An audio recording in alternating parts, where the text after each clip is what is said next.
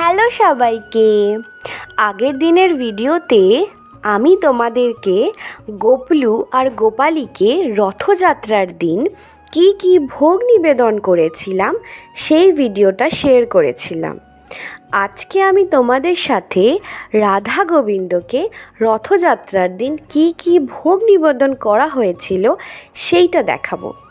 সবার প্রথমে ভালো করে ময়াম দিয়ে ময়দা মেখে নেওয়া হলো। তারপরে কড়াইতে তেল দিয়ে সুজিগুলোকে ভেজে নেওয়া হলো। ভাজার পরে সুজিতে অল্প জল দিয়ে গুঁড়ো দুধ গরম জলে মিশিয়ে সেই দুধটাকে আবার সুজিতে দিয়ে দেওয়া হলো। কাজু, কিশমিশ, তেজপাতা আর গোটা এলাচকে অল্প ফাটিয়ে সুজিতে দিয়ে দেওয়া হলো। তারপরে পরিমাণ মতো চিনি দিয়ে সুজিটাকে নামিয়ে নেওয়া হলো। তারপরে লুচিগুলোকে একে একে বেলে সব ভেজে নেওয়া হলো। যেহেতু প্রসাদ অনেকে পাবে সেই জন্য বেশ অনেকগুলোই লুচি করা হয়েছিল।